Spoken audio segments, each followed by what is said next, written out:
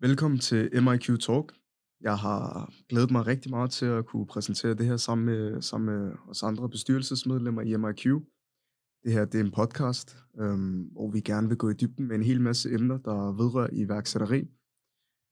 Vi har i dag mig med mig, vi har Mehdi, og vi har en spændende gæst til jer. Men før vi dykker i dybden omkring, hvem vi er og hvem vores spændende gæster er, så vil jeg rigtig gerne præsentere vores sponsorprodukter først. Bolt har været så søde at sponsorere os med energidriks, deres iskaffe, for at holde energiniveauet oppe. Derudover så har vi fået nogle vitaminshots af Supplemie. Så kæmpe tak til vores sponsorer. Og ellers så vil jeg egentlig bare introducere vores gæst. Jeg hedder Mohammed Al-Mahdi Al-Karagoli, og jeg er læge. Jeg blev færdiguddannet fra Københavns Universitet i 2014. Jeg har undervist i Københavns Universitet siden 2010, og de emner, jeg har undervist i, det er blandt andet fysiologi, biokemi og farmakologi. Jeg har udgivet flere bøger inden for de emner. Indtil videre har vi cirka 14 bøger, der bliver solgt og brugt. Jeg har forsket stort set siden jeg startede med medicinstudie. Jeg har forsket inden for neurologi og hjernen, udgivet flere artikler. Jeg har cirka omkring 50 artikler inden for emnet. Og derfor har jeg lavet Ph.D. og doktor med og speciale inden for neurologi. Så jeg er aktiv på sociale medier, netop for at øge viden omkring neurologien, omkring hvordan vi styrker individer i vores samfund. Super fedt. Flot Tak sagt. for det. Jeg tænker, Mehdi, vil du gerne præsentere, hvem du er? Ja, mit navn er Mehdi, og jeg er formand for MIQ.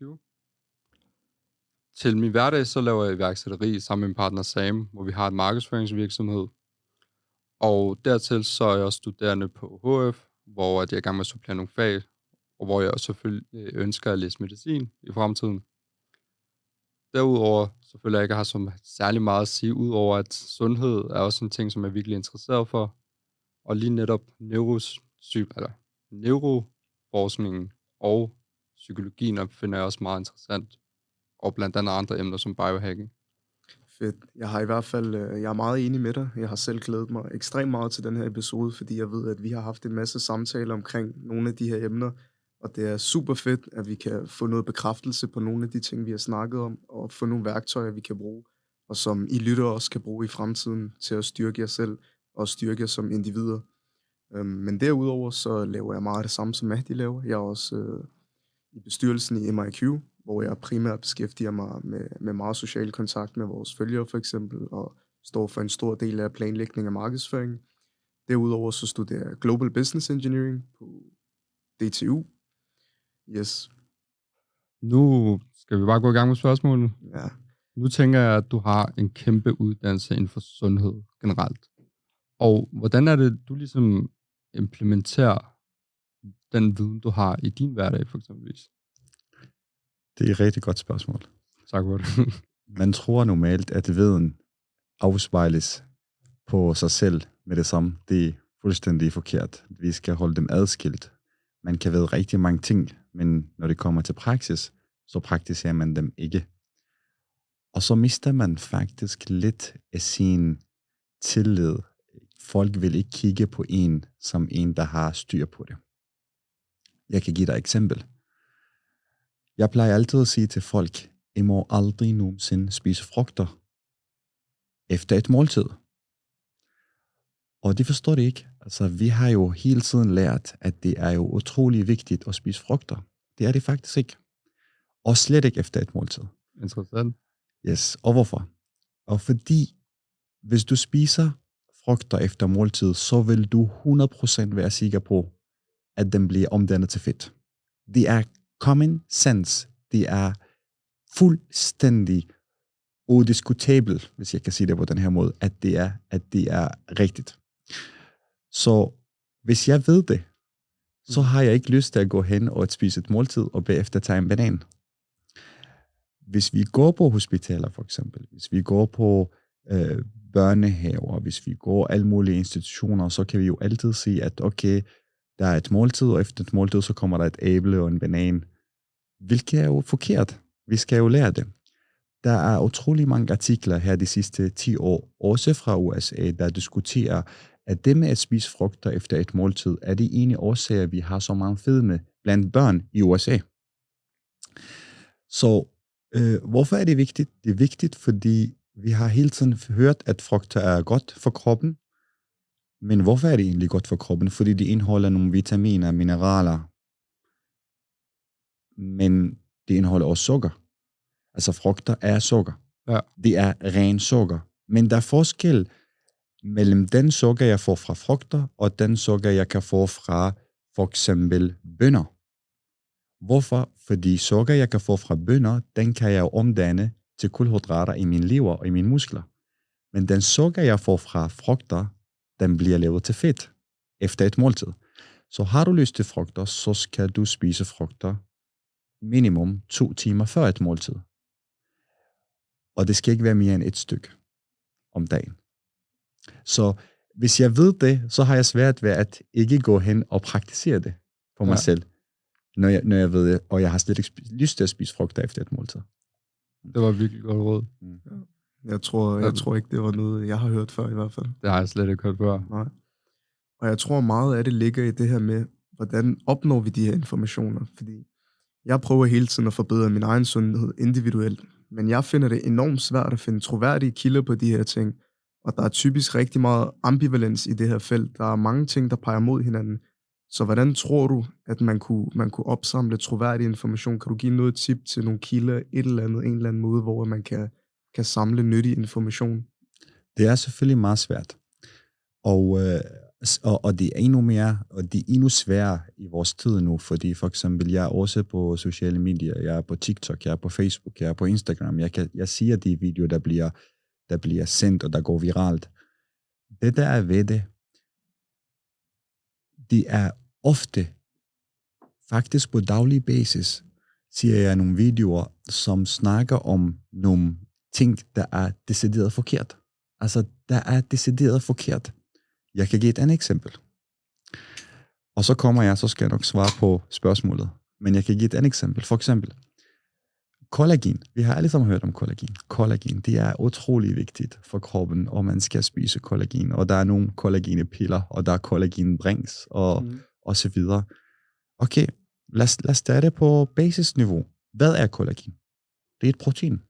Kollagen er et protein. Faktisk, kollagen er det protein, som vi har mest af i kroppen. Den findes i knogler, den findes i muskler, den findes i bindevæv. Kollagen er et protein, og der er så mange videoer, der siger, at det er utrolig vigtigt, at du spiser kollagen, fordi kollagen findes i huden, findes i dine muskler, knogler, du forstærker dem, og folk tror det bare på det, og så køber de kollagen, køber de piller, køber den drink. Der er i fitness kollagendrink. Har I set det? Ja, der var det. Okay, men hvis jeg nu spørger en, der læser biologi på basisniveau, kan mavetarmkanalen optage proteiner som proteiner? Spørgsmålet er med et ord nej. Hvis vores mavetarmkanal kan optage proteiner, så skal insulin være en tablet og ikke en injektion. Insulin er også et protein. Okay. Hvorfor er Novo Nordisk? Novo Nordisk bruger milliarder for at udvikle insulin som en tablet. Det har ikke lykkes dem endnu. Måske lykkes det i fremtiden, måske ikke. Insulin er et protein. Hvis du spiser insulin, det er fint, du spiser insulin. Din mavetarmkanal vil klippe det til små stykker, som vi kalder aminosyre. Og så vil du optage dem som aminosyre. Men når du har optaget dem fra mavetarmkanalen, og du er kommet på den anden side af mavetarmkanalen til blodet, så vil du ikke være sikker på, at de aminosyre går hen sammen og laver insulin igen. Det gør det ikke. Så har du ikke et funktionelt protein? Nej, så har du bare aminosyre, som kan lave et protein, du kan producere i din krop, som du stimulerer din krop til, men ikke insulin, ikke kollagen. Det kan bare være et random protein, som du har brug for. Det svarer til, at du har spist æg. Hvad er æg? Æg er også proteiner. Når du spiser æg, Du klipper dem til små stykker, der hedder aminosyre. Så kommer de over på den anden side af mavetarmkanalen i blodbanen, og så kan vi bruge de aminosyre til at lave protein.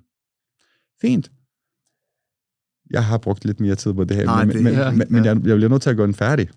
Selvfølgelig fortsæt. Kollagen, når du har spist kollagen, så vil den der kollagen blive nedbrudt til aminosyre. Og så kommer den anden på den anden side som aminosyre. Wow.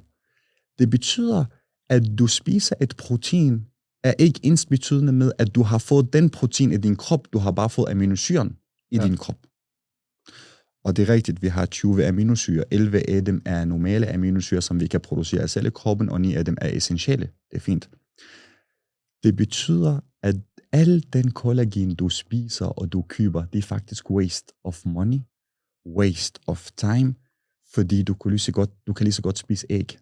Du kan lige så godt spise bønner, som indeholder også proteiner. Du kan også lige så godt kombinere det med lidt avocado, og så har du opnået dit mål.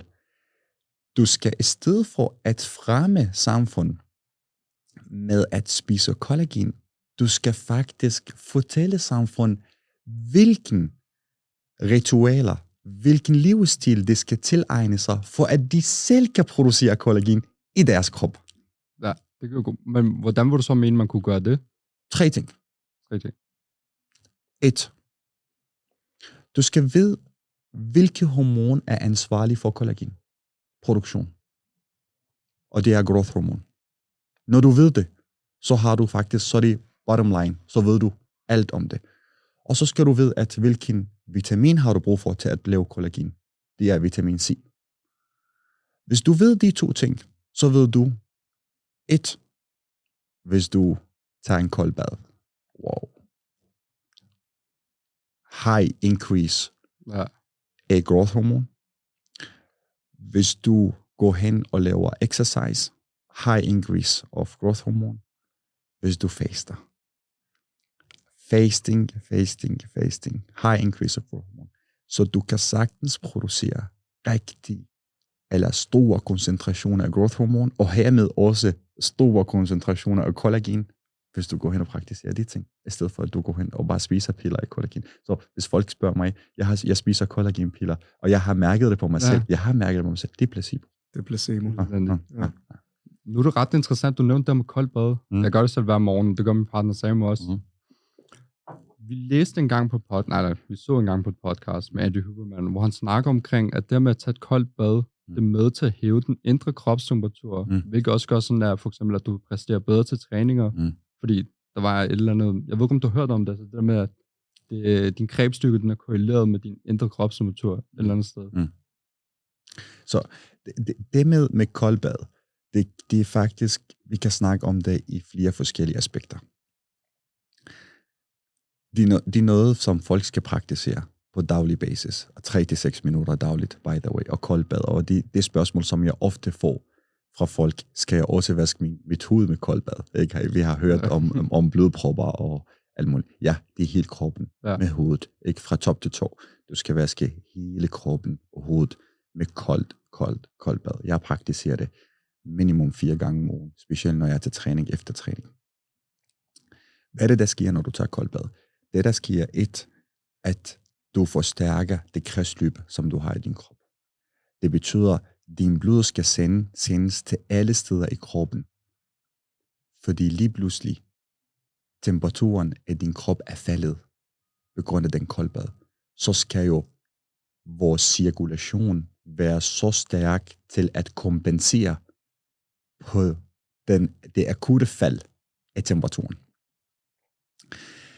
Det betyder, at koldbad bliver betragtet som en af de store chok for kroppen. Og chok er chok. Det betyder, du kan ikke leve et liv uden chok. Du skal udsætte din krop for chok. Det er en chok. Jeg kommer tilbage til den, men hvad tror I om de andre chok? Okay, andre chok, for eksempel de 2 andre ting, som vi nævnte, at faste 12 timer, 18 timer, 24 timer. Hvad sker der endelig, hvis jeg faster 36 timer? Ikke? Det er også et chok for kroppen. Chok. Ja. At træne intensiv træning, hvor du ikke kan du hiver bare efter hvad. Det er også hvad? Chok. I skal bare være sikre på, at jo mere vi udsætter vores krop på chok, jo mere vi udfordrer vores krop til at tage ansvar og fighte. Og det holder vores krop ung. På den anden side, jo mere kroppen bliver udsat for hvad? For de hyggelige omgivelser, stille og roligt. Jeg har min morgenmad, jeg har min morgenkaffe, jeg har min frokost, aftensmad. Jeg træner, hvis jeg vil, jeg træner ikke, hvis jeg vil. Hvis jeg ikke vil, jeg tager almindelig bad. Det her liv, det er uden chok. Og hvad følger der med det liv? Der følger der faktisk alderdom. Så alderdom går side om side med et liv, eller med en krop, der ikke bliver udsat for chok. Det er vigtigt. Så det er vigtigt, at vi hele tiden sørger for at sætte kroppen for chok. Hvorfor? Fordi at du chokker kroppen gang på gang, det stimulerer en ny celledannelse. Du har brug for nye celler. Så går vi tilbage til den der med koldbad. Når du tager koldbad, ændrer du din cirkulation? Ja. Stimulerer du nye celler? Ja. Forskningen har også dengang jeg underviste for 10 år siden, vi plejer altid at sige til folk, der kommer ikke nogen nye hjerneceller. De hjerneceller, vi har, vi er født med, det er dem, vi dør med. That's it. Men ny forskning viser noget anderledes nu. Det viser, at vi kan sagtens stimulere nye hjerneceller. Så koldbad kan også give os nye celler. Kan også gå hen og stimulere vores varme, fordi vores varmecenter ligger i hjernen i et område, som hedder hypotalamus. Det er den, der styrer vores varme. Det er den, der går hen og skruer op og skruer ned for varme. Hvorfor er dem, der altid tager koldbad, de har helt varm krop? De kan gå udenfor med bare t-shirt. Hvorfor? Fordi deres varme er helt anderledes. Deres forbrænding er anderledes. De forstærker deres glandula thyroidea, altså skjoldbruskkirtlen, en kirtel, som findes på forsiden af halsen. Hvad funktion får den kirtel egentlig? Den frigiver nogle hormoner, som øger metabolismen. Det betyder øger forbrænding af fedt, øger forbrænding af kulhydrater, øger forbrænding af proteiner. Når du øger forbrænding af disse 3 ting, hvad sker der? Så producerer du varme. Fordi du forbrænder dem, så producerer du jo varme. Så vil du, når du tager koldbad, så vil du tabe dig. Hvorfor? Fordi du forbrænder mere, og 2, du producerer varme. Wow. Fantastisk. Der er ekstremt mange fordele til koldbad, som I selv kan høre. Jeg har slet ikke tænkt på noget lignende, faktisk. Jeg ved, at mig og Mahdi, vi elsker at praktisere det her med koldbad, og gå på stranden for eksempel om vinteren i de kolde måneder. Lige præcis. Og jeg har tænkt meget over det her med koldbad, og nu træner jeg også selv. Jeg går også ud fra, at I begge 2 træner. Det kan jeg se også. Og så har jeg læst mig lidt frem til, at når man konstant udsætter sig selv for koldt vand, så er der det her med, for det første, så har det en dæmmende effekt på hypertrofi. Det var den ene ting, jeg læste. Den anden ting, det var, at der var noget research, der tydede på, at det et eller andet sted kunne være skadeligt, eller man skulle passe lidt på med konstant at udsætte sig selv for koldt vand eller koldt bad. Og det var på grund af, at det hævede kortisolniveauet i blodet enormt meget. Altså, kroppen bliver enormt stresset, når man gør det. Kan du prøve at forklare lidt om, hvordan hænger det sammen? Nu åbner du helvede for os, fordi nu starter det her alvorlige spørgsmål. Er vi klar? Okay. Det begynder at være meget, meget spændende nu. Okay. Vi skal forstå en ting, og det er, hvordan fungerer vores hjerne? Og hvilke hormoner er der i vores hjerne? Vi gør det kort, men vi er nødt til at tage nogle flere detaljer. Så jeg håber, at I er med mig hele vejen igennem. Ja. Vi skal forstå, at der er nogle hormoner, der virker på hjernen. Nu nævner du kortisol. Kortisol er faktisk en af de vigtigste hormoner, vi har i kroppen. Ved I, at vi ikke kan leve uden kortisol? Det kan vi ikke. Det kan vi simpelthen ikke. Kortisol er simpelthen det hormon, der vækker os om morgenen. Vi ved, at increase, eller stigning af kortisol om morgenen omkring klokken 5-6 stykker, det er det, der vækker os om morgenen og siger, nu kommer du op, ikke? Det er kortisol. Er det også derfor, vi er så sure om morgenen? Ja, altså, nu er jeg. Ja, jeg ved det ikke, men nu er jeg. Kortisol, det vi kalder stresshormon. Hvad ved vi endelig om kortisol? Hvilken sætning jeg kan fortælle jer nu, som I kan huske? Og det er, ja. Man plejer generelt at sige, at stress er usundt, og stress er farligt. Ja, men bare kortisol, Ja. det vigtigste, jeg vil sige du med det. Jeg vil sige, at derved måske kortisol den begynder særligt med at stige, når man har været udsat for adrenalin, men adrenalin i lang tid. Ja. Så det, man plejer at sige, at det er godt at udsætte sig selv for stress, men begynder det med at være stress i længere perioder, så begynder din krop med at lave kortisol, hvilket kan være dårligt. Ja, jeg er så ikke enig med det, du siger. Okay. Nej. Fordi du må meget gerne sige til mig, at kortisol er også et hormon, der stiger akut. Du kan ikke bare forbinde det med adrenalin. Okay. Så nej, det vi plejer at sige, jeg vil bare lige modificere det lidt. Det vi plejer at sige, akut stress er godt, kronisk stress er dårligt. Okay. Nu lige det her. Og hvad betyder akut stress? Akut stress, det betyder stress over en dag, 2 dage, en uge. 2 uger. Kronisk stress betyder stress over 6 måneder eller mere. Det er kroniske stress. Den ene er godt, og den anden er ikke godt. Hvad er kortisol? Hvis jeg nu bare lige husker, hvis jeg nu har et barn, jeg vil gerne fortælle, hvad er kortisol? Kortisols fornemste opgave, det er at øge glukose i kroppen. Omvendt til hvem? Til insulin. Så vi skal bare huske det her, at kortisol og insulin arbejder faktisk modsat hinanden. Den ene insulin vil gerne fjerne sukker fra kroppen, fra blodbanen, og få det ind i cellerne, hvorimod kortisol vil gerne få sukker fra cellerne til blodbanen. Og derfor, hvis du ikke har kortisol i kroppen, hvad sker der så? Så falder din blodsukker i blodbanen, så besvimer du, og så dør du. Det er en meget vigtig funktion. Og derfor, når vi siger stress, når du stress, så skal du præstere. Der er stress, der er akut, der er en situation, der er farligt. Du skal gøre det nu. Fight or flight. Ikke? Gå i gang med det. Så stiger kortisol. Hvorfor? Fordi vi skal sørge for, at der er nok glukose i blodbanen. Okay? Det er meget vigtigt. Ja. Eller, vi kan ikke tolerere det. Vi kan ikke tolerere, at glukose er lavt. Det er rigtigt. Hvis du har kortisol i lang tid, så vil begynder blodsukker stige i blodbanen i lang tid. Og hvad hedder den sygdom, hvad hedder sygdommen, hvor man har glukose højt i blodbanen? Diabetes. Fantastisk. Så vi ved, at en af de side effect er langtidig stress, og langtidig kortisol, og langtidig blodsukker, høj blodsukker, det er diabetes. Vi ved det. 100%. Nu går vi hen og siger, okay, påvirker kortisol hjernen? Kortisol påvirker den hjernen.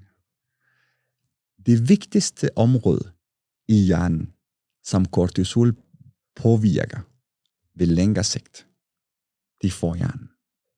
Det er den her. Lige præcis. Det er den del af hjernen, der ligger faktisk foran øjnene.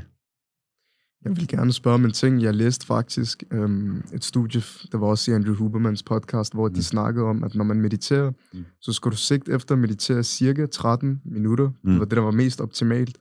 Og så pegede han faktisk på det samme sted, hvor du pegede. Ja. Og så sagde han, at cirka 1,5 centimeter ind, 1 inch inden, så skulle du fokusere på det her sted. Ja. Har det noget med det at gøre? Ja, lige præcis.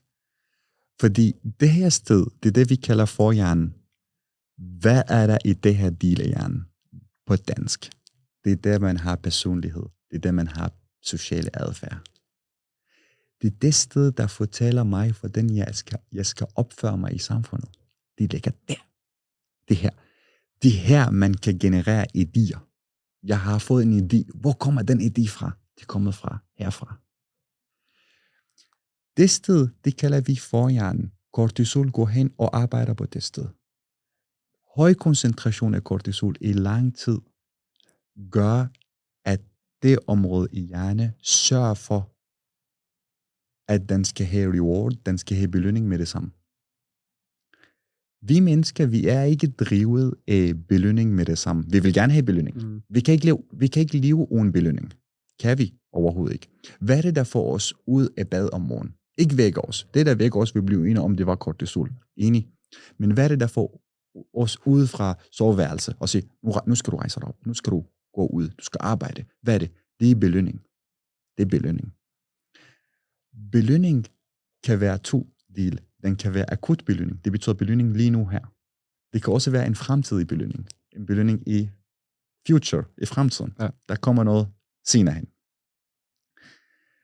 Hvis du har kortisol i lang tid, i høj koncentration, så vil kortisol gå hen og sige til din forhjerne, du skal kun gøre de ting, som giver dig belønning lige nu og her. Fordi du er i en akut stress-situation. Ej, det giver så meget god mening. Ja. Altså, Og for eksempel, hvad er det for nogle ting, der giver mig glæde lige nu her? det er for eksempel, at du spiser sukker. Hvor er det godt. Det er et sindssygt godt eksempel. At spise sukker, at drikke alkohol, at der er stoffer, hash, heroin, kokain, amfetamin, rygning. Det er også noget, der øger dopamin, og der giver mig hvad? Der giver mig belønning lige nu. Og her, akut. Hvad er det, der giver mig belønning? Eller en behavior, fordi vi har kun snakket om substances, altså drugs. Ja. Behavior, hvad er behavior? For eksempel at shoppe. Det er også noget, der giver mig belønning lige nu her. At gamble, at game, at sidde på internet, at sidde på sociale medier. Ikke? Det er også noget, der giver mig, eller pornografi. Det giver mig belønning lige nu her. Hvad er det, der kan give mig belønning langsigtet? Jeg tror, det er specielt noget af det, der er rigtig vigtigt at kigge på som iværksætter, fordi jeg tror, en hel del af processen er det her med at acceptere, okay, jeg arbejder igen og igen og igen og igen og igen og bliver ved, og så på lang sigt, så får jeg en belønning. Så jeg tror, det handler om rigtig meget at tage de her vaner, de her produktive vaner, putte dem ind i sit system, og så kigge på, det kan godt være, at det er svært at gøre nu, men på lang sigt opnår jeg enorm belønning. Præcis. For eksempel en enorm belønning, det du siger, for eksempel starter et eller andet op, og ved, at der kommer noget snart, og arbejde med noget, der kommer der. Familie. At stifte en familie. Giver det dig belønning lige nu her? Overhovedet ikke. Det er hårdt. Når vi snakker glæde, lykke, fornøjelse, belønning, vi skal sætte nogle regler til grund. Og et lykke, det er ikke det samme som fornøjelse. Det er det ikke. På engelsk har de bedre begreber til at forklare dem. De har lykke, det er, at man har det godt. Man tænker, okay, happiness, det er lykke, happy. Og belønning, fornøjelse, det er det, de kalder pleasure. Så vi skal adskille de to fra hinanden. Fordi vi har to forskellige hormoner, vi skal huske på. Den ene hedder dopamin, og den anden hedder serotonin. Meget vigtigt. By the way, vi kan lige gøre det lidt mere teknisk, fordi jeg ved, der er nogen, der læser biologi og læser medicin, der lytter med på det her. Vi gør det lidt mere teknisk. Serotonin, dopamin, det er hormoner, som kommer fra aminosyre. Serotonin kommer fra en aminosyre, der hedder tryptofan, som en almindelig aminosyre, men den er essentiel. Det betyder, at vi kan ikke producere den selv i kroppen. Den skal komme ud fra, og den kan komme fra alt, hvad der hedder æg, bønner, osv., etc. Mælk, peanuts, osv. Og så har vi dopamin, som kommer fra en aminosyre, der hedder phenylalanin, som er også essentiel aminosyre. Prøv at se, hvor smukt det er. Hvordan naturen, eller Gud, eller hvad man tror på, har gjort det. Det er så utrolig smukt. Vi har to hormoner, som er ansvarlige for, hvordan vi har det rent mentalt, men de må ikke komme fra et system. De må komme fra to systemer. Jeg har lidt spørgsmål. Ja. Nu har jeg lagt mærke til, for eksempel, holder man en cola-dåse, så står der altid én ting. Ja, happiness. Ja. Og de har lagt phenylalanin. Alanin, ja. Og det er fuldstændig forkert, fordi, og nu skal jeg fortælle jer hvorfor. Jeg fortæller jer præcis hvorfor. Fordi happiness, altså glæde, lykke, der har man brug for et hormon, der hedder serotonin, som kommer fra tryptofan. På den anden side, vi har så det, jeg kalder fornøjelse, eller den akut glæde, hvis vi kan kalde det sådan her, fornøjelse eller pleasure. Der har man jo hormon, der hedder dopamin, men den kommer fra phenylalanin. Så når Coca-Cola går hen og sætter happiness, som kommer fra serotoninsystemet med phenylalanin, så har de blandet to systemer sammen. De skulle have gjort det sådan her. De skulle have gjort fornøjelse eller pleasure, og så phenylalanin. Eller happiness og hvad? Og tryptofan. Forstår I mig? Eller sådan der. Cola er biologisk forkert. Forkert. Men cola vil gerne jo hijack our mind, fordi vi tror, at hvis du drikker cola, så bliver du glad. Når du drikker cola, du bliver ikke glad. Når du drikker cola, du får det godt. Nu her. Akut glæde, pleasure, fornøjelse. Det er en akut reward. Jeg vil lige gerne gøre den her færdig, fordi det er utrolig vigtigt. Det er vigtigt at vide det følgende, at serotonin, lad os lige tage hele pathway. Tryptofan, som giver dig serotonin, giver dig en langsigtig glæde. Mm. Phenylalanin, som giver dig dopamin, giver dig en akut glæde, pleasure, fornøjelse. Rigtig godt. Hvorfor er det vigtigt? Det er vigtigt at adskille de to fra hinanden. Det er meget vigtigt at adskille de to fra hinanden. Hvad er det, der får os ud om morgenen op? Det er faktisk vores belønningssystem. For eksempel dopamin. Det er meget interessant. Hvis du tager en mus, og du går hen og blokerer belønningssystemet fra den der mus, så vil den mus ikke stå op om morgenen. Hvis du faktisk tager en mus og sætter musen i en cage, og i den cage er der en pedal, som mus trykker på. Til den pedal er der en elektriske tråd, der går ind i muses hjerne og stimulerer frigivelse af dopamin. Og samtidig har du mad og drikke til mus. Mus går hen og trykker på pedal, så får den increase af dopamin. Så bliver den lige pludselig hvad? Det er fornøjelse, det er pleasure. Men der er stadig mad og drikke. Men hvorfor skal mus spise og drikke? Fordi der får man dopamin, men du får dopamin også fra den pedal, så bliver musen ved med at trykke og trykke og trykke. Og hvad sker der til sidst? Hvad sker der? Mus vil blive ved med at trykke og trykke og trykke og få dopamin, og til sidst mus vil dø. Hvorfor vil den dø? Fordi det er en ganske almindelig regel, der hedder, hvis jeg hele tiden bruger den ene reward-system og forstærker den, så ender jeg faktisk med at dø. Okay. Når det er så sagt, vi skal lige forstå det. Hvordan kan vi forstå, hvad forskel mellem den ene og hvad forskel mellem den anden?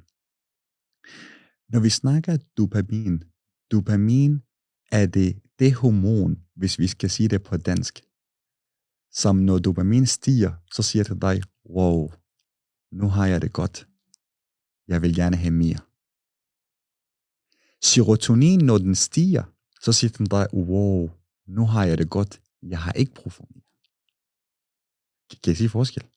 Altså forskel er essentiel, at serotonin, den giver dig langsigtig lykke, uden at du har brug for mere. Du er tilfreds med, hvad du har. Altså, hvorimod dopamin, du skal give mere og mere og mere og mere.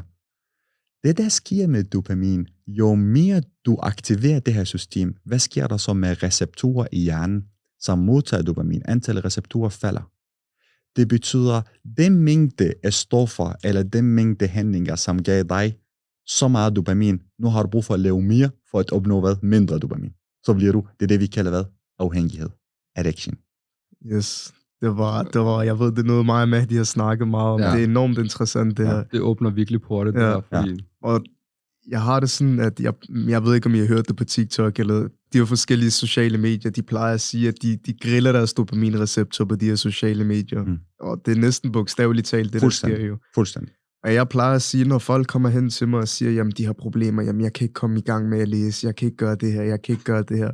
Det første, jeg siger til dem, det er bogstaveligt talt, jeg siger til dem, slet TikTok, slet Instagram. Fordi hvordan skulle du nogensinde kunne sætte dig ned og læse en bog, der giver dig 10% dopamin i forhold til at sidde og scrolle på en algoritme og et program, en platform, der er forskere, der har udviklet for at gøre dig afhængig. Det er umuligt. Det er enorm viljekraft. Så det handler om at gøre det lettere for sig selv. Addiction på meget højt niveau på det der sociale medier. Man skal virkelig passe på med sociale medier. Så lad os gøre det kort. Hvad er forskel mellem happiness, altså lykke, og fornøjelse belønningssystem? Forskel er sådan her, at happiness, det er faktisk noget, der var længe hele livet. Fornøjelse, pleasure, det er noget akut, noget der sker lige nu her. Så det jeg plejer at sige til folk, hvis du har det godt, du kan have det godt sådan her, og så går den ned igen. Du kan have det godt sådan her, og så bliver den ved med at gå den her vej. Faktisk. Det er nummer 1. Jeg læste også på et tidspunkt, at dopamin, den bliver ikke udskilt efter en handling, men faktisk før. Præcis. Og dopamin bliver skilt før en handling, og derfor vi har det altid godt, når vi ved, at vi skal spise fra McDonald's for eksempel, eller vi skal drikke cola. Men vi har det ikke godt, når vi ved, at vi skal træne hård intensiv træning. Okay. Tænk på det. Hvad sker der efter, I har spist McDonald's og cola? Så får man dårlig samvittighed, og så har man det rigtig dårligt med sig selv. Men man havde det ikke dårligt før måltid. Hvad sker der før en træning? Før træning har du det dårligt. Wow. Men hvad sker der efter træning? Du har det rigtig godt. Lige præcis. Ja. Så man skal lige tænke på, okay, hvordan kan jeg gå hen og styre min hjerne til at tænke, det er ikke nødvendigvis, jeg har det dårligt nu, med at jeg skal træne om lidt rigtig hård træning. Men hvad sker der lige efter træning? Jeg har det meget, meget, meget godt. Og det er en af de ting, fordi tilbage til jeres spørgsmål, hvordan kan jeg praktisere det på mig? Det er præcis den her, hvor jeg tænker, hvordan havde jeg det sidste gang, efter jeg spiste McDonald's mad? Jeg havde det elendigt. Har jeg lyst til at have det igen? Sådan her? Nej. Derfor holder jeg væk. Jeg tager ikke og spiser den der mad. Jeg har ikke lyst til at spise den der mad. Det siger mig ikke noget mere, fordi jeg har realiseret, hvordan jeg har det efter det her måltid. Jeg har prøvet det på mig selv. Jeg gider ikke have det mere. Sådan på den her måde. Så nummer 2. Forskel mellem happiness og pleasure, eller glæde og fornøjelse, det er hvad? Det er at glæde, du kan ikke rigtig opnå det alene. Du er nødt til at have været en gruppe. Familie. Derfor er familie så vigtig, fordi familie giver dig glæde. Du kan ikke være en succesfuld iværksætter og ejer og så videre, hvis du ikke har en familie, du kan få din glæde fra. Hvorimod dopamin og fornøjelse, det er faktisk noget, du kan opnå alene. Stoffer, PlayStation, pornografi, du kan gå ud og shoppe alene. Ikke? Så du kan bare, gambling, du kan også lave det alene. Ikke? Altså, det er alene ting. Det er en anden vigtig forskel mellem glæde, den langsigtige, serotonin, tryptofan, og phenylalanin, dopamin og fornøjelse, og den der short pathway. Jeg læste faktisk også i et studie, at den største driver for glæde på længere sigt, det er det her familieforhold. Det er at indgå i det her familieforhold, og være social sammen med andre. Så jeg er helt enig. Meget vigtigt. Meget, meget, meget, meget vigtigt. Og det kan godt være, at du har travlt, og du tænker, jeg kan ikke nå til den fødselsdag. Jeg kan ikke være med til den rejse. Men du skal vide, at prisen kommer senere. Du er nødt til at gå hen og ofre noget tid til det, fordi også prisen for det kommer også senere. Den glæde, du får den senere. Den der hukommelse, memory, du får den senere. Chancen for, at du begynder at være afhængig af det andet system. Hvad er det andet system? Dopamin, short pathway, fornøjelse, afhængighed. Chancen er for det, det er større, når du ikke bruger det første system. Så når du har det første system i orden, så begynder du ikke at være så meget over eller afhængig af det andet system.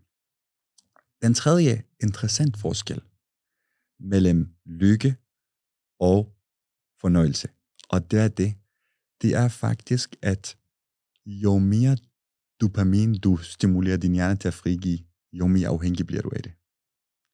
Og fordi dopamin virker stimulerende, så har du brug for mere og mere og mere og mere og mere. Og hvis du har brug for mere og mere og mere, samtidig med at du er kronisk stresset med høj kortisol, de to i kombination, hvad gør de? De går hen og siger til dig, jamen du skal have reward nu, og nu, og nu, og dopamin nu, og nu, og nu, og nu. Og hvad gør de? Så går de hen og hæmmer det første system, som hedder hvad? Glæde, langsigtig glæde. De tre det sammen. Langsigt, depression, eller kortisol.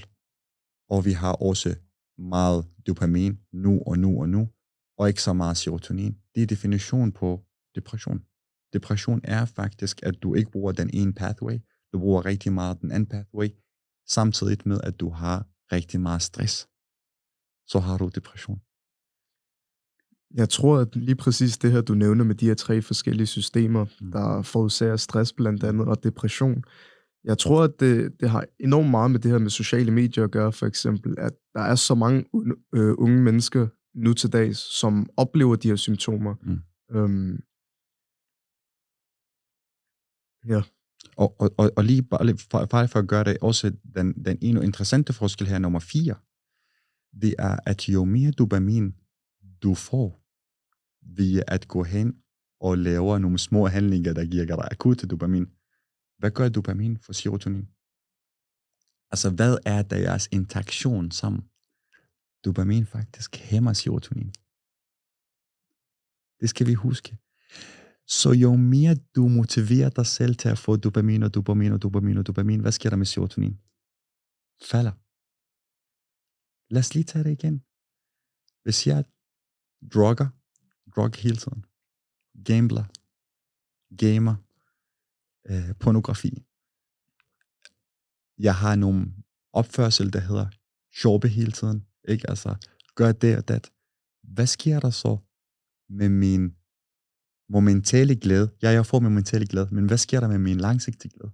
Den forsvinder. Den falder, fordi du har lige hæmmet serotonin, som er den vigtigste. Så kig lige tilbage og tænke, vi bor i en verden nu, hvor man er begyndt at gå væk fra religion. Og ikke fordi jeg skal snakke om religion nu, men lad os lige give det et kort øjeblik. Hvad er det, religioner altid opfordrer mennesker til? At holde sig væk fra hvad? De små glæde ting. Lige præcis. Giver det mening nu? Jeg kan sagtens se det. Ja. Overbrudt meget tid på sin familie. Ja. Så det er præcis. Så det religionerne hele tiden offrer sig, eller tilbyder os og siger til os, det er lige meget om det er islam, kristendom, jødedom, hinduisme, buddhisme, det er ikke det, vi snakker om. Vi snakker om, at det hele tiden, man skal ikke gå hen og praktisere de små ting, der giver dig akut glæde. Fordi at the end of the day, du kommer til at betale prisen fra det andet system, som hedder ikke det langsigtige glæde. Ja. Hvad vil du så mene omkring sådan et samfund, vi lever i dag, hvor for eksempelvis det her med, at man ikke skal man skal ikke prøve noget ubehageligt, hvilket du sagde, der var meget godt, og det med, at man stille og roligt går mere væk fra sin familie, og begynder man at gå mere væk fra religion og så videre. Det kan du selv sige på samfundet. Hvordan går det med anxiety procent? Hvordan går det med depression procent? Hvordan går det med fedme procent? Vi har et samfund, hvor vi har en stigning i alt de dårlige ting, og derfor så kan du sige, okay, fedme stiger, depression stiger, anxiety, angst stiger. Ikke bare det. Jeg er meget uenig med det, der bliver sagt nu. For eksempel, der bliver sagt det her, at hvis du er meget, meget, meget veluddannet, så har du ikke en familie, eller har du et barn, eller måske har du ikke nogen børn, ikke? Og ofte lever du alene. Ja. Og du tror ikke på noget som helst. Du har ikke noget religion. Det er den der. Ja. Det er den der manchette, som vi hele tiden ofte hører. Er det faktisk rigtigt? Overhovedet ikke rigtigt. Hvis vi tager det fra en mental perspektiv, det passer bare ikke. Hvorfor som et individ har du forbundet det med, at du er veluddannet, med at du er alene og ikke har flere børn? Nej, det passer ikke. Du har forbundet dem forkert. Jeg har en anden teori. Og hvad er det? Det er, vi bor i et samfund, eller vi har et samfund, en tid i verden, hvor et individ får de akutte pleasure fra alle mulige andre ting, og derfor har det påvirket det langsigtige glæde, og man er gået væk fra det. Wow. Jeg synes virkelig, man skal lytte efter her. Det essentielt er, det er, at man egentlig biologisk set kan kigge på det, og så, altså en af livets store spørgsmål er jo, hvordan opnår man glæde? Det er jo noget, der går igen og igen hos filosofer. Og biologisk set, som du siger, baseret på alle de her ting, så man kan ikke garantere glæde, men man kan i hvert fald bidrage til det ved det her med delayed gratification, og udsætte sig selv for hårde situationer, udsætte sig selv for svære situationer, om det er kolde bad om morgenen, om det er træning, om det er starte en ny virksomhed, om det er start på et nyt studie. Ja, exactly. Ja. Wow. Jeg har faktisk lige et spørgsmål, og jeg føler, at den er meget vigtig, at vi tager med. Nu er vi en podcast, som er understøtter en iværksætterforening, og det betyder, at vi har mange lyttere, som er iværksættere. Hvordan vil du anbefale, den perfekte hverdag skal være for en iværksætter og rutine? Jeg er fuldstændig imod rutine. Jeg kan ikke lide rutine. Jeg kan ikke leve under rutine. Jeg kan ikke drives og fungere, eller trives med rutine, men man skal lige afgøre det med sig selv. Man skal altid have nogle højdepunkter på dagen. Så lige meget hvordan dagen går, så har du højdepunkt. For eksempel, træning. Det er en vigtig højdepunkt. At tage koldbad. Det er en vigtig højdepunkt. At faste. Det er ikke nødvendigt, når jeg er iværksætter og har møder, og jeg har travlt, at det er også ensbetydende med, at jeg skal graving. Det er ikke ensbetydende med, nu er jeg stresset, jeg må gerne spise mere. Nej, det er der ikke noget, der hedder. Prøv det at modsatte, gå hen og faste. Så vil du fungere bedre. Din hjerne fungerer bedre. By the way, vi skal snakke om den der fasting, når vi kommer til det, fordi vi kan snakke om rigtig mange ting. Ja. Men måske skal vi gå hen og sige, jamen, når du iværksætter, du skal arbejde på højdepunkter. Lige meget hvor dagen går. Lige meget hvordan, om jeg mister alt. Jeg bliver uvenner. Jeg har skændtes. Jeg har problemer. Det gik ikke, som jeg forventede. Og sådan skal det også være. Sådan, der er plads til det. Alt kan ikke bare gå, som du vil. Så skal du glæde dig til, at du har en træning, hård træning. Du skal glæde dig, at du tager koldbad efter træning, og du skal vide, at du ikke skal spise helt sådan. Du skal faste. Det er en ting. Så har du familie, som du skal altid læne dig tilbage til. Når du kommer hjem, alt, hvad der var væk med det. Tredje ting. Mentalt.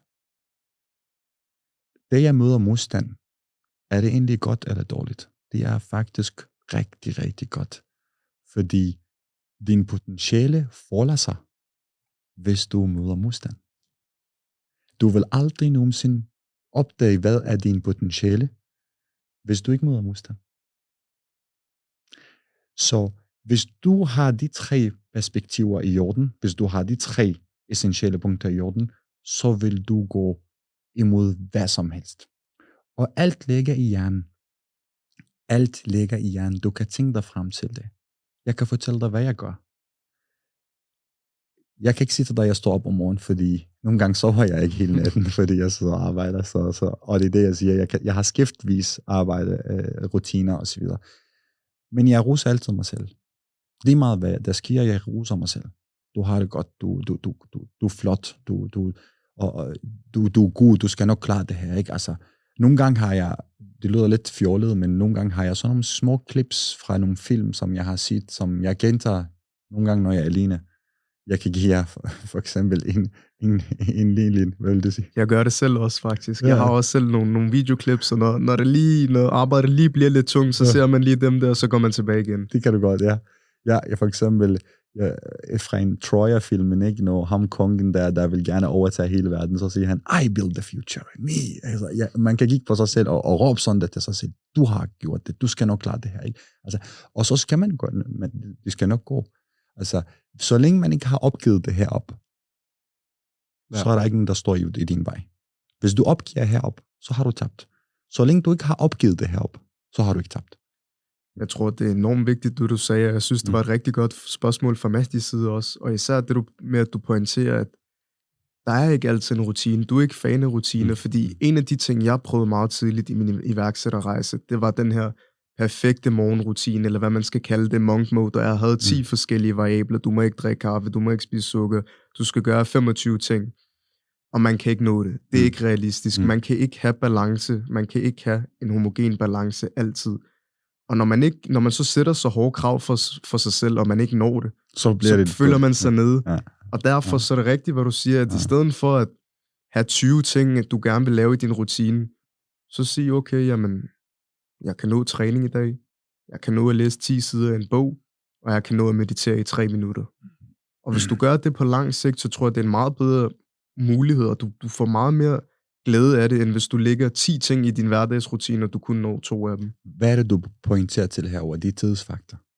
Fordi du siger selv, hvis du gør det her simple ting i lang tid, så akkumulerer det til noget, der er rigtig godt. Det er heller det, end at gå hen og praktisere 20 ting om morgenen, som du kun gør i 4 uger. En måned. Så heller det. Fordi der er noget, der hedder tidsfaktor. Akkumulering. Ja. Det er også noget af det, Mahdi hele tiden preacher med mig om. Jeg kan huske, jeg har snakket, vi er meget tætte med hinanden, så vi snakker meget om vores problemer med hinanden, og hvad har jeg svært ved, og det går ikke godt. Og så kommer jeg med min morgenrutine til ham, og så siger han til mig, det kan du ikke holde i 2 uger. Jeg tror ikke på, at du kan holde det i 5 dage. Han siger til mig, hvorfor har du sagt til dig selv, at du skal læse 30 sider på en dag? Det er jo umuligt. Start med 3 sider. Lad være med at meditere i 10 minutter. Meditere i 1 minut. Okay, du kan ikke træne hver eneste dag, du har universitet og så videre. Så start med at træne en halv time, og så bygge vanen op derfra. Lige præcis. 1% bedre for hver dag. Ja, præcis. Så skal du nok helt akkumuleres igennem årene. Exactly, ja. Enig. Så for lige at sammenfatte det, så tror jeg, at det er en forkert forståelse, at man konstant skal have en balance. Man bliver nødt til at acceptere, at i nogle dele af sit liv, jamen, så har du masser af plads til træning. Nogle faser af dit liv, så skal du give lidt ekstra til dit studie, og nogle faser skal du give lidt til familien også, selvfølgelig. Bare ikke give slip. Ja. Man må ikke give slip. Så det kan godt være, at jeg ikke har trænet i dag og i morgen, i overmorgen. Men det er vigtigt, at jeg kommer til den der træning. Ikke? Altså, i min stressede hverdag, hvis jeg ikke træner, hvis jeg ikke tager koldbad, hvis jeg ikke fester. Sidste måltid, jeg har spist det var i går klokken 18, og jeg har ikke spist indtil nu. Og jeg har det rigtig fint. Ikke? Altså, så man skal ikke opgive. Du kan godt bare break det en dag, 2 dage, og det er fint nok. Du må gerne også rose dig selv for, at du har breaket det, men du skal tilbage til det igen og praktisere det igen. Ja. Jeg har lige et spørgsmål til det. Jeg havde engang en periode, hvor jeg hver dag stod op klokken 4 om morgenen, og jeg havde en meget stram rutine. Min partner sagde, man kan huske det. Det var et halvt år, hvor jeg bare non-stop arbejdede hver dag. Men så skete der et eller andet ting på et tidspunkt, hvor at jeg lige pludselig gik ud af mine rutiner. Og for mig så tog det mig næsten nærmest et halvt år at komme tilbage i rutinerne igen. Men her så vil jeg lige spørge dig, hvad er din råd til en person, der lige pludselig hoppet fra alle de her gode vaner og skal starte igen? Det er rigtig svært. Hvis du hopper fra, hvis du har rutiner, og så lige pludselig du går væk fra det, og du går hen og til de rutiner og får dem tilbage igen. Det er rigtig, rigtig, rigtig svært. Jeg vil lige sige sådan her, at man skal starte med det der simpelt. Hvad var det fra min rutine før, som jeg kan huske, der var simpelt for mig? Og så skal man starte med det. Og så bygger man op derfra. Måske, hvis man nu hoppet væk fra en rutine, så skal man måske gå hen og review den rutine, man har praktiseret, og tænke, okay, har jeg endelig hoppet fra den rutine, fordi den rutine var ikke særlig god. Den ikke var noget for mig. Og det er også farligt at sætte folk i kasser, fordi den rutine, der passer dig, Mehdi, det er ikke nødvendigvis en rutine, der passer os to. Og en rutine, der passer mig for eksempel, det er ikke en rutine, der kan passe en tredje person.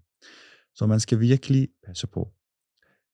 Lige med det her for eksempel, der kan vi snakke om, fordi du nævnte selv, at du står op om morgenen og tager en havregryn, fordi du skal spise det og så videre.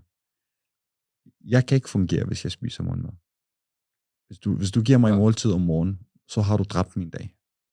Altså, you killed my day. Literally. Altså, du kan ikke få mig til at fungere, hvis du giver mig morgenmad. Og sådan har jeg det. Det er ikke nødvendigvis, du har det. Måske hvis du ikke får din morgenmad, så fungerer du ikke. Så det er jo det, man skal gå hen og finde balance. Okay, kan jeg, hvis jeg har en dag off, så spiser jeg morgenmad, så ved jeg, at jeg kan godt sove efter morgenmad. Og det er det, folk ofte fortæller os. Og det med at måltid, hvor mange måltider skal jeg spise egentlig om dagen? Altså 3 måltider. Hvor kommer den derfra? Det er løgn. Vi er ikke egnet til at få 3 måltider om dagen. Fra tidens morgen, hvad sker der om morgenen? Om morgenen havde man jo ikke noget, der hedder køleskab eller fryseren. Man skal stå op om morgenen, man skal gå hen og håndte, jage, det tager flere timer, og så bagefter kan man få et måltid.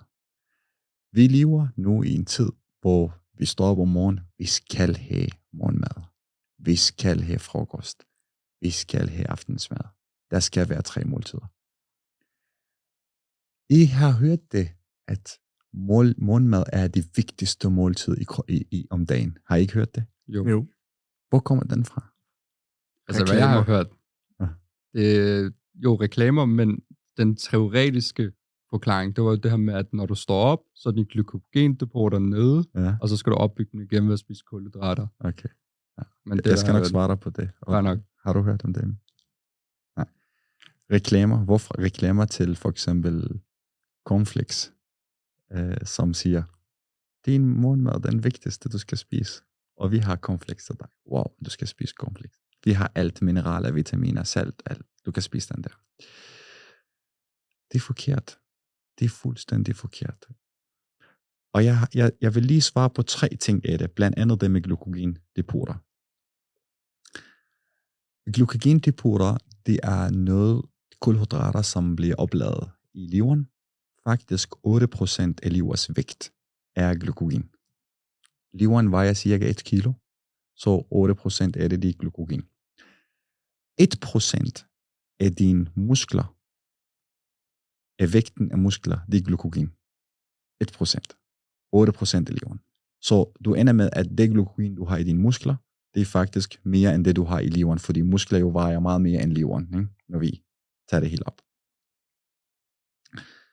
Så hvornår har du brugt alle dine glykogendepoter? Det har du efter 24 timer. Du har jo spist klokken jo 6:18 om aftenen. Du står op om morgenen klokken 6, eller du har slet ikke brugt dine depoter endnu. Slet ikke. Lad os antage, at du har brugt dine depoter. Hvorhen har du brugt dine depoter? Kun dem, der er i leveren. Kun i leveren. Hvorfor? Fordi leveren er det eneste organ i kroppen, som offrer sig for andre organer. Så leveren vil gerne give den glykogen, den har opladet til andre. Muskler er egoistisk. Musklerne vil aldrig nogensinde tillade, at der er nogen, der rører de glykogendepoter, de har. De bruger det bare selv. Så leveren, lad os antage, med det, at dine glykogendepoter, det er fjernet fra leveren. Are you dead? Nej. Kan leveren gå hen og selv producere glukose? Ja, de producerer jo insulin. Glem lige insulin. Glem lige insulin. Men leveren kan sagtens producere hvad? Producere glukose i fravær af insulin. Insulin må ikke være til sted. Så producerer vi glukose. Kan leveren producere glukose? Ja, leveren kan godt producere glukose. Fra bunden af? Ja, fra bunden af. Leveren kan godt producere glukose. Selvfølgelig kan vi producere glukose. Hvorfra kan du producere glukose? Jamen, jeg kan producere det fra proteiner, jeg kan producere det fra laktat, jeg kan producere det fra glycerol. Der er mange molekyler, som kan give mig glukose. Selvfølgelig kan jeg producere glukose. Det betyder, at det er farligt, at de depoter, jeg har af glykogen i leveren, det er hvad? Det bliver brugt. Er det farligt overhovedet? Overhovedet ikke. Selv hvis de depoter af muskler bliver brugt efter en hård træning. Lad os antage, okay, ved du hvad, jeg har spist aftensmad, men jeg har trænet hård træning, og så gik jeg i seng. Jeg har ikke spist noget som helst. Det betyder, at mine muskler skriger efter hvad? Sukker. Leveren skal nok give dem sukker. Tro mig. Leveren skal nok give dem alt de sukker, de har brug for. Det behøver ikke at gøre noget. De kan bare sende en besked til leveren. Kære lever, vi mangler sukker, fordi vi har brugt vores glykogendepoter. Leveren siger med det samme, selvfølgelig, det er på vej. 0 ventetid. De får det bare med det samme. Så den der med kulhydrater og glykogendepoter, vi må aldrig nogensinde bruge det som undskyldning. Den parkerer vi. Nu kommer vi til nummer 2. Hvad sker der, hvis du ikke spiser morgenmad? Jamen det der sker, at du har ikke spist siden i går klokken 18, og lad os antage, vi håber, at du ikke har snakket om aftenen. Du har ikke siddet og sit fjernsyn med kaffe og sukker og chokolade og så videre. De håber vi. Forfærdelig cocktail, vil jeg lige sige. ja, vi håber det. Så du har spist aftensmad klokken 18. Nu står du op om morgenen klokken 6. Du har fastet cirka 12 timer. Din lever begynder at producere sukker, men samtidig din lever begynder at producere noget andet. Ketonstoffer. Fedtforbrænding. Ketonstoffer, præcis. Hvor kommer ketonstoffer? Lad os lige fortælle til baggrundsbefolkningen, hvad er ketonstoffer egentlig for noget? Okay. Fakt nummer 1. Ketonstoffer, det er nogle stoffer, som produceres i kroppen. Hvorhen i leveren? Hvornår under faste? Fra hvad? Fra fedtsyre. 4 facts med det samme. Så leveren under faste ringer til alle fedt i kroppen og siger, nu sætter I mig alt det fedtsyre, I har lavet, I har sat til side. Så sendes fedtsyre til hvad? Til leveren. Leveren tager det her fedtsyre, klipper det i små stykker. Hvad hedder fedtsyre, når vi klipper det i små stykker? Så hedder det ketonstoffer. Ketonstoffer er bare fedtsyre, der er klippet i små stykker. Ved I, hvor ketonstoffer skal hen? En af de vigtigste destination til ketonstoffer, de er faktisk the brain. Ja. Wow. Now, jeg har en nervecelle i hjernen. Kære nervecelle, jeg har et spørgsmål til dig. Hvis du nogensinde får lov til at vælge, vil du hellere køre på sukker, glukose, eller vil du køre på ketonstoffer? Hvad vil du helst have? Hjernen vil sige fedtstoffer. Ketonstoffer. Med det samme. No doubt. Altså, i nerveceller vil med det samme sige til dig, ved du hvad, jeg har brug for ketonstoffer, det er det, der får mig til at fungere. Men vi har da hele tiden hørt, at sukker den er vigtig for, at hjernen fungerer. Det er løgn. Sukker, det er den dårlige alternativ for ketonstoffer. Den dårlige alternativ. Husk det. Så hjernen vil hellere bruge ketonstoffer, og vil ikke have sukker. Men hvad har du gjort? Du har spist 3 måltider. Har du givet din krop lov til at faste? Nej. Når du spiser 3 måltider, har du givet din krop lov til at faste? Nej. Har din krop produceret ketonstoffer? Nej. Fordi vi blev enige om, at ketonstoffer produceres under hvad? Under faste. Under starving. Så når du ikke faster, du spiser 3 måltider, du producerer ikke noget ketonstoffer, din hjerne er nødt til at bruge hvad? Det er at bruge sukker. Der er ikke andet. Der er ikke noget ketonstoffer. Så må hjerneceller bruge de andet alternativ, som var dårligere. Så skal den bruge sukker. Så bliver den afhængig af sukker. Så bliver den dårlig af sukker. Hjernen bliver dårlig af sukker. Det ved vi, fordi indtagelse af sukker er også korreleret med dementia, med Parkinson og så videre. Alle de sygdomme, som vi ved i hjernen, er i hjernen. Når det er så sagt, jeg står op om morgenen, og jeg spiser sukker. Har jeg gjort min hjerne noget godt, eller har jeg gjort noget dårligt? Det var præcis det, jeg havde tænkt mig at spørge om, også før vi kom ind på det her. Det var noget, jeg rigtig gerne ville have afklaret. Når jeg står op om morgenen og spiser en kæmpe skål, et eller andet, lad os sige, det er en eller anden tilfældig type for kulhydrater, jeg kan ikke tænke om morgenen. Og det er fordi, og jeg tror, at jeg har lagt mærke til, at når jeg så ikke spiser morgenmad, eller spiser noget æg i stedet for, så føler jeg mig meget bedre tilpas. Og ud fra det, du siger, så kan jeg forstå, at det er fordi, jeg har jo forbrændt alle de kulhydrater, jeg havde i mit blod, fordi jeg har fastet fra dagen før. Så hvis jeg bare spiser æg, så kører jeg fint. Ja. Men hvis jeg spiser en kæmpe skål cornflakes, eller noget lignende, så er jeg helt færdig. Præcis. Er det korrekt forstået? Fuldstændig. Og du behøver ikke engang, altså hvis du spiser æg, fordi æg består bare af proteiner og kolesterol, og rigtig godt for kroppen og så videre. Jeg spiser ikke noget som helst. Jeg ved, jeg har nok. Men det er lige præcis det, du nævner nu. Hvis du spiser kulhydrater, så har du sagt til din hjerne, du skal ikke fungere. Hvis du ikke spiser, så har du sagt til din hjerne, nu skal du hvad? Fungere. Og derfor, jeg siger til folk, der har svært ved at koncentrere sig, hvorfor spiser du endelig så meget? Du koncentrerer dig ikke. Hvis du skal øge din koncentration, du skal øge din fokus, du skal øge din hukommelse, du skal huske mere og bedre, så skal du ikke spise så meget, så skal du faste, så skal du udsætte din hjerne for ketonstoffer, du skal give din hjerne ketonstoffer. Så er der nogen, der siger til mig, ved du hvad, Mohammed, jeg har praktiseret det, du sagde. I går, jeg spiste ikke morgenmad. Jeg fik kvalme, hovedpine, jeg havde det rigtig dårligt, jeg var svimmel. Hvorfor? Selvfølgelig, du har jo levet i den livsstil i 10 år. 15 år har du haft den livsstil. Forventer du, at din hjerneceller skal skifte fra den ene til den anden, bare like this? Det kræver, at du stille og roligt, når du er vant til at bruge en bestemt stof, sukker. Lige pludselig din hjerne får ikke sukker. Får du hovedpine? Selvfølgelig får du hovedpine. Får du kvalme? Ja. Har du svært ved at rejse dig op? Ja, fordi du har ikke, din hjerne har været vant til noget. Du kan ikke bare skifte det sådan her. Så den, for mig, husk det, for mig, 1 måltid om dagen er nok. 1 måltid om dagen er rigeligt. 1 måltid. Og husk du på det her, når vi snakker 1 måltid om dagen, så har du fastet, du har produceret ketonstoffer, du har stimuleret dine hjerneceller, du har forstærket dit immunsystem. må jeg snakke om et proces, som hedder, vi har et proces i vores krop, som hedder autofagi. Hvad betyder auto? Auto, det betyder selv på sig selv. Fagi, det betyder spise. Autofagi. Vores immuneceller under faste, hvad sker der så? Vores immuneceller går hen og fjerner alle de ældre celler, vi har. Vi har i vores krop ældre celler. Dysfunktionelle celler. Celler, der ikke fungerer så godt. Men vi kan ikke fjerne dem på vores krop. Hvorfor? Fordi vi har travlt med at nedbryde alle de sukker og alle de mad, vi har taget.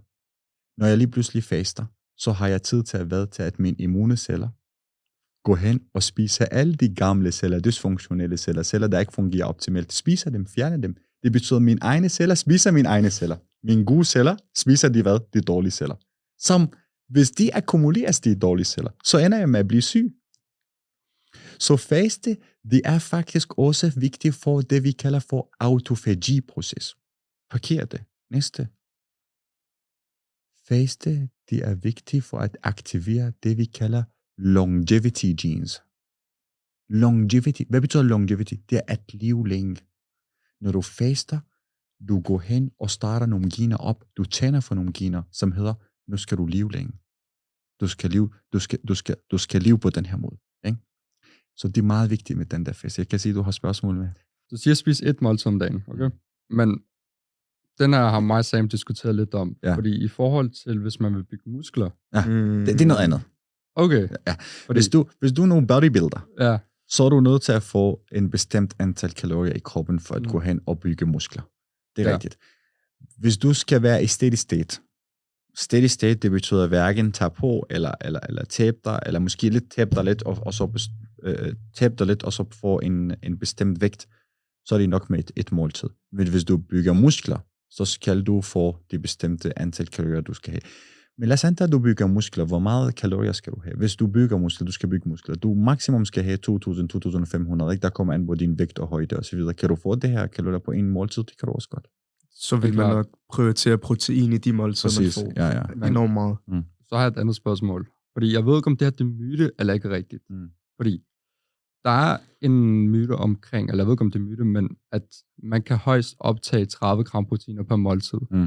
Og den har Mars Sam diskuteret rigtig meget om. Jeg vil faktisk have spurgt om det, hvis ikke du har spurgt. Ja. Du tager den. Det er en myte. Det er en myte. Ja. Du kan optage meget mere proteiner. Og det er noget afhængigt af hvad? Afhængigt faktisk af, hvor godt dit tarmsystem virker. Og hvor godt dit tarmsystem, det er dig, der har bestemt det, på hvordan du har levet. Et tarmsystem består af 1, de normale fluer, vi har i den, 2, tarmvæg, og 3, blodtilførsel til tarmvæggen og til tarmsystem. Vil du så mene, en person som mig, jeg har en ulig ritual. Om weekenden, så drikker jeg råmælk, for at få så mange probiotika i min mave som muligt. Hvad synes du om det? Det synes jeg godt. Det er rigtig fint.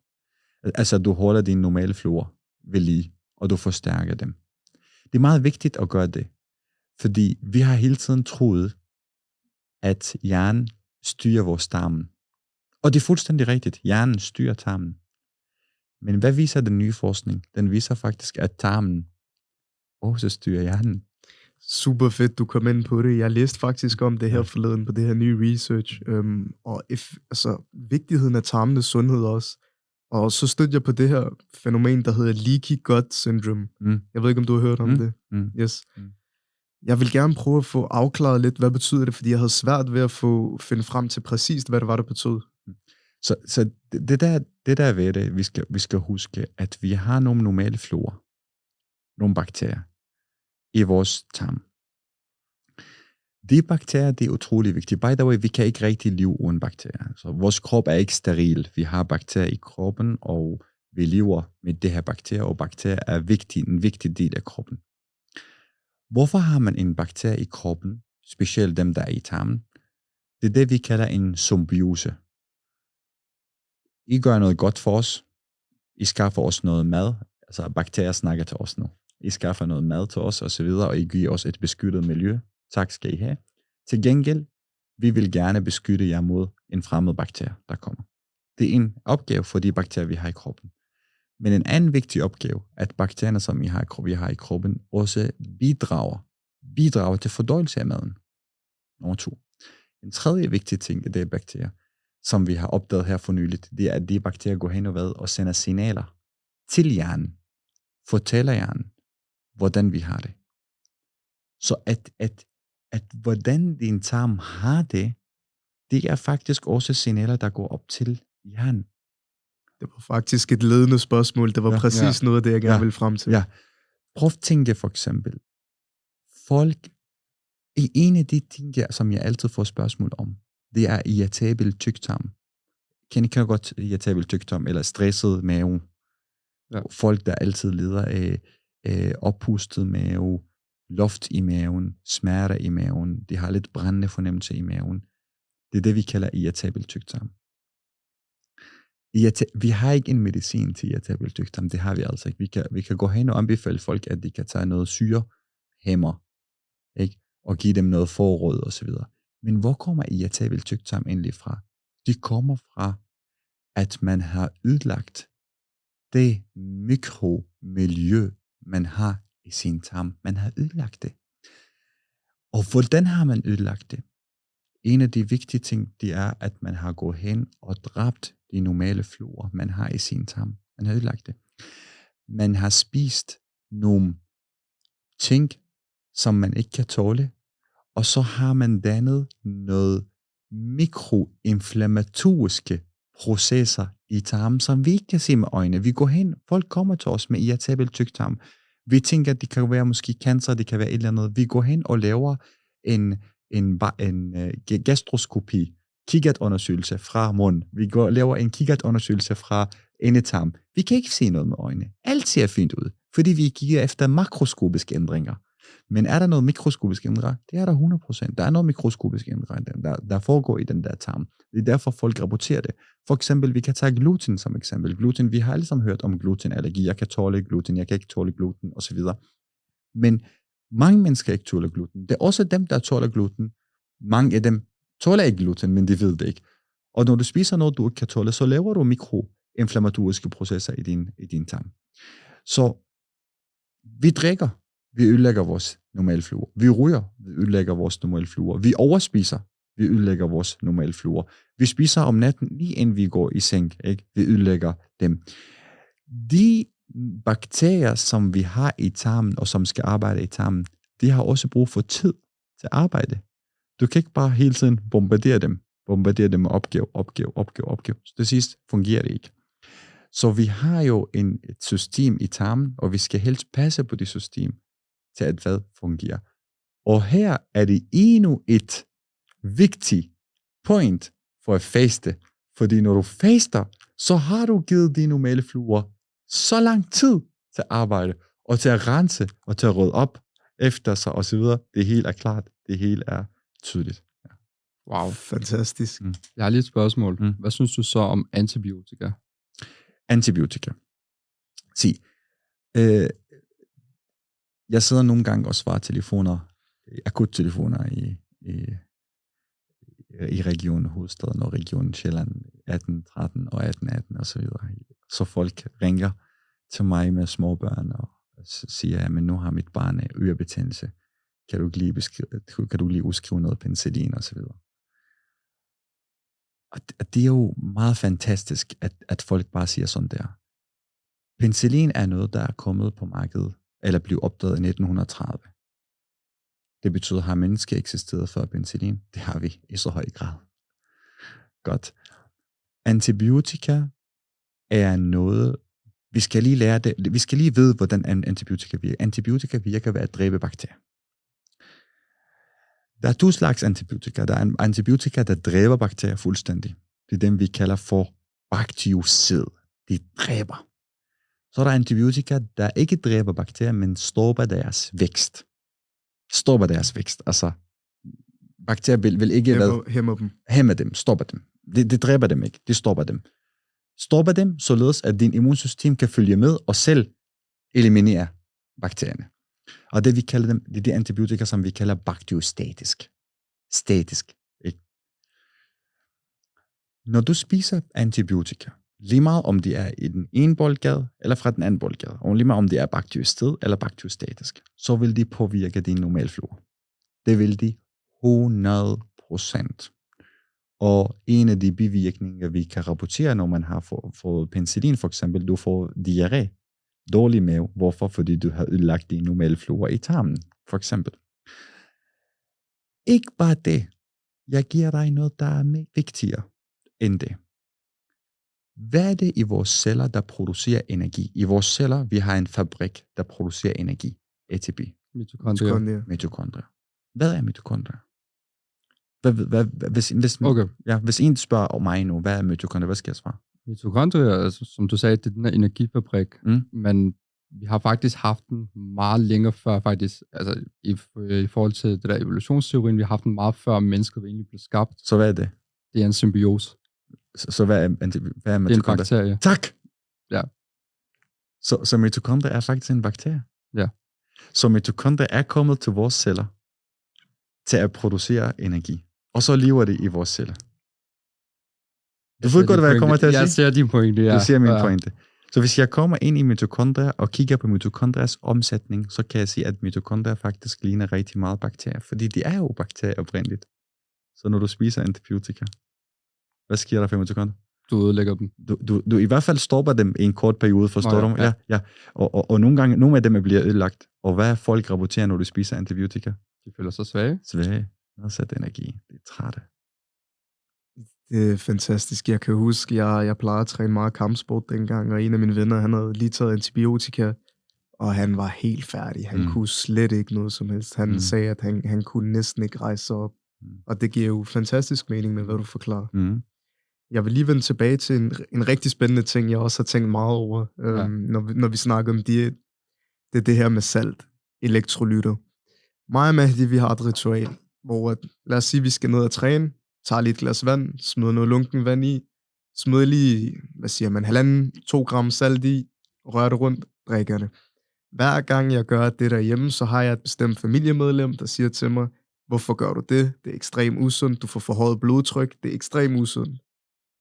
Og ud fra hvad jeg kunne læse mig til, så er der tvetydighed i forhold til det her emne, men der er intet tvetydighed om, at salt er enormt vigtigt for vores kropsprocesser, fordi det er elektrolytter. Hvad er det ligesom, der vedrører det her emne? Hvordan skal man tilgå det her? Hvordan skal man forholde sig til det her med salt og elektrolytter? Godt spørgsmål. Jeg tror ikke, vi når mere efter det her spørgsmål, fordi de kommer afsted til tid. Det her. Ja. Rigtig godt spørgsmål. Godt. Så jeg har brug for jeres koncentration, fordi vi kan tage det fra bunden af. Der er noget, der er rigtig vigtigt for, at vi kan eksistere. Vi kan ikke leve uden nummer 1. Ilt. 3 minutter uden ilt. 3 max 5 minutter uden ilt. You're dead. Du kan ikke leve. Ilt. 2. Vand. 1-2 uger uden vand. Du er færdig. 3. Salt. Der kommer dit spørgsmål. Så salt er det tredje essentielle faktor for, at vi kan eksistere. Det er salt. Tredje essentielle faktor. Og når jeg siger salt, så skal du med det samme tænke på 2 ting. Du skal tænke på sodium, altså på dansk natrium, og du skal tænke på potassium, altså på dansk kalium. Og lad os bare give et eksempel. Vi holder det til natrium og kalium. Natrium og kalium, husk det. Natrium og kalium. Hvorfor er salt vigtig? Spørgsmål. Salt er så vigtig. Nu tænker jeg ikke på elektrofysiologi og hjertets funktion. Jeg tænker ikke på hjernets funktion osv. Jeg er ligeglad med alting. Hvis vi bare laver det så simpelt som muligt. Salt er vigtig for vandbevægelse. Hvordan vand i vores krop bevæger sig. Hvordan skal vand bevæge sig? Hvor vand ligger bare i vores krop. Skal det bevæge sig? Ja. Vand kan bevæge sig ind og ud af celler. Fordi kroppen består af celler, og består af noget, der ligger uden for celler. For eksempel blod. Blod er jo uden for celler. Og så celler. Giver det mening? Så. Vi har en fysiologisk regel, og når jeg siger fysiologisk regel, så får folk hovedpine, men det er så simpel fysiologisk regel. Hvad hedder den? Fysiologisk regel, den er så simpel. Den hedder, at vand følger salt. Så hvis salt går den vej, så vil vand følge efter den. Hvis salt går den anden vej, så vil vand følge den. Og begrunde noget, der hedder osmotiske tryk, og så videre. Alt det her. læg det til side. Hvorfor er det vigtigt? Det er vigtigt for at gå hen og sige, okay, har jeg en celle, som ligner en bold, eller den er cylinder, eller den er ægformet, det er lige meget. Har vi en celle? Er der vand i den der celle? Yes. Har vi outside the cell? Outside, ja. Er der vand outside? Ja, det er der. Men hvad er det, der bestemmer, om vand skal gå ind i cellen, eller skal gå ud af cellen og skabe balance, ligevægt? Det er hvad? Det må være salt. Salt. Ja. Og nu kommer det. Prøv at sige, hvor smukt igen naturen, eller Gud, eller hvad man tror på, har gjort det. Prøv at sige, hvor smukt det er. Du kan ikke bare bruge én type salt til at skabe balance. Du er nødt til at bruge hvad? 2 slags. Fordi du har 2 forskellige compartment. Du har en compartment, der hedder celle, og du har en compartment, der hedder outside the cell. Så hvilken salt har vi meget af i cellen? Det er kalium. Hvilken salt har vi meget af uden for cellen? Det er natrium. Jeg giver et eksempel. Hvor meget natrium har jeg uden for celle? Natrium uden for celle. Jeg har 140 millimol per liter. Bla, bla, bla. Sådan der, ikke? Hvor meget kalium har jeg inde i celle? 140. Wow! Det er i balance. Ja, fordi hvis du har så meget sodium, som så meget natrium ind og ud, hvad sker der med vand så? Vand er i ligevægt. Vand vil hverken gå ind eller ud. Er I enige? Ja. Ja. Så saltbalance har vi 3 regler. Vigtige regler. 1. Vi har en regel, der hedder, at vandet følger salt. Altid. 2. Vi skal vide, at ind i celler har vi kalium, og uden for celler har vi natrium, og koncentration af natrium er faktisk lige så meget som kalium, men ved deres respektive compartments. Det betyder, at vi har 140 ind i cellen af kalium, 140 cirka uden for cell af natrium. Og hvorfor det? Regel nummer 3. Jamen, fordi vi skal skabe balance. Der er selvfølgelig klorid, der er magnesium, der er calcium, der er alle mulige andre salte, men de 2, de er de mest essentielle salt, når vi snakker saltbalance. Det er kalium ind i cellen, og natrium uden for cellen. Tydeligt. Hvad har vi gjort efter de regler? Vi har gjort det, at vi hver gang vi har mad, måltid, så har vi salt på bordet. Det salt, som vi har på bordet, hvad er det egentlig? Er det natrium, eller er det kalium? Natrium. 100%. Det er natrium. Fantastisk. Hvad har vi gjort? Vi sætter natrium på vores mad. Hvad gør vi, når vi spiser mere og mere natrium? Natriumkoncentration uden for celler, hvad? Stiger og stiger og stiger. Og hvad har vi en regel? Vi har en regel, der hedder vand følger salt. Hvis koncentration af natrium stiger og stiger og stiger, så vil vand, der ligger inde i cellen, løbe ud af cellen og gå udenfor. Er det ikke rigtigt? Fordi vi blev enige om, at der var balance. Natrium var lige så meget som kalium. Ind og ud. Ikke? Sådan her. Ikke? Så hvis jeg begynder at øge natriumkoncentration, fordi jeg spiser mere og mere og mere natrium, så vil vandet, der ligger inde i cellen, løbe ud af cellen. Det betyder, at vand ud af cellen stiger. Og det er definition på hypertension. Altså højt blodtryk. Wow. Wow. Så er det dårligt at spise natrium? Det er mega dårligt at spise natrium, fordi du spiser kun natrium. Men hvad så, hvis jeg sveder, og jeg træner, og jeg kommer til at tabe? Fordi når du sveder, så taber du ikke bare vand, du taber vand med salt. Ja, du taber vand med salt. Så når du skal erstatte det, så skal du ikke bare erstatte det med bare natrium, så skal du erstatte det med hele den der saltprofil. Og det har vi ikke i vores måltid. På vores mad, når vi går hen og hælder salt på vores mad, vi hælder kun natrium. Vi hælder ikke en hel saltprofil. Så tilbage til dit spørgsmål. Hvis i min træning, jeg ved, jeg kommer til at svede, jeg kommer til at tabe rigtig mange mineraler. By the way, når jeg siger mineraler, så mener jeg også salt, ikke? Altså, så mener jeg også natrium og kalium og magnesium osv. Når jeg ved, at jeg taber dem, så skal jeg erstatte dem med også som profil. Jeg skal ikke erstatte dem bare med natrium. Nu har jeg lige et spørgsmål. Jeg har hørt det rigtig meget, da jeg var lille. Man skal spise bananer før træning. Og nu tænker jeg på bananer, de indeholder meget kalium. Meget kalium. Som avocado. Avocado også indeholder kalium. Ja. Det er meget vigtigt. Bananer indeholder ikke bare kalium. Bananer også indeholder noget natrium. Ikke? Så det er vigtigt. Det er vigtigt, at vi går hen, og når vi erstatter salt, vi erstatter hele den der profil af salt, og ikke bare en af dem. Og det vi gør hele tiden. Så det du gør er rigtigt, fordi du har en hel profil af mineraler. Det din pårørende spørger om, han tror, at det var en almindelig salt, altså natriumsalt. Så du er nødt til at gå hen og fortælle din pårørende, prøv at jeg træner, jeg sveder, jeg taber rigtig meget salt, jeg prøver at erstatte de salt, jeg taber, jeg prøver ikke bare at drikke natrium. For hvis du drikker kun natrium, så vil jeg garantere dig for, at du ender med at få hypertension, altså forhøjet blodtryk. Og det var faktisk præcis noget af det, jeg også havde undersøgt, og at natrium er ikke nok i sig selv. Og der er ligesom 2 alternativer. Man kan enten gå ud og købe de her elektrolytter med en helt komplet saltprofil, som du selv siger. Det har jeg så ikke gjort, det ved jeg Mahdi har gjort. Jeg drak en tablet lige inden jeg kom. Men det jeg har gjort i stedet for, det er, at jeg har fået den der Pink Himalaya-salt, hvor der er lidt flere sporstoffer, lidt flere forskellige profiler. Og så har jeg vurderet, at det er nok en bedre mulighed, end at drikke salt alene, natrium alene. Ja, fuldstændig. Jeg er enig, fordi den indeholder også den anden profil. Ja. Det er vigtigt at understrege det på den her måde, når vi snakker om den her saltbalance. Elektrolytter, by the way, det er det salt. Elektrolytter betyder bare salt. Som betyder også bare mineraler. By the way, vi gør det sådan. Elektrolytter, det er fordi, de har en ladning, en elektrisk ladning. Enten er de positiv, eller er de negativ. Vi kan ikke fungere uden elektrolytter. Jeg har fortalt, at elektrolytter, især natrium og kalium, det er vigtigt for, at det er den tredje essentielle faktor, for at vi kan leve på den her jord. Det er også vigtigt at understrege, at når vi siger til folk, I skal faste, så tror folk, at de må ikke drikke noget som helst elektrolytter. Folk, der faster og spiser kun et måltid om dagen, de får hovedpine. De bliver træt.